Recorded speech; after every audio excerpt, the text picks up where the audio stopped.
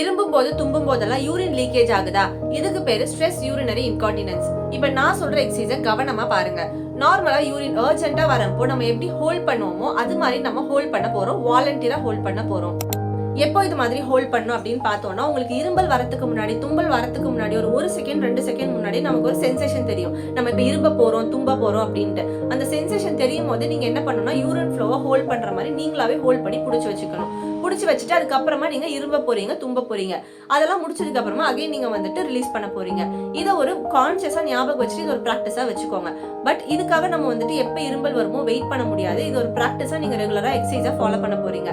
So டெய்லியும் நீங்க என்ன பண்ண போறீங்கன்னா, உங்களுக்கு இரும்பல் தும்பல் இல்லாமலுமே நார்மலா உட்காந்து நீங்களே வந்துட்டு அதே யூரின் ஃப்ளோவை ஹோல்ட் பண்ணி கான்டாக்ட் பண்ணி புடிச்சு வச்சுக்க போறீங்க.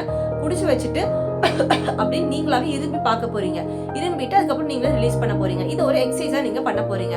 ஸோ இது மாதிரி ஒரு 10 வாட்டி கண்டினியூஸா பண்றீங்க ஒரு செஷனுக்கு. இது மாதிரி ஒரு நாளைக்கு பொறுமையா கேப் விட்டு ஒரு 3 செஷன்ஸ் மாதிரி பண்ணலாம்.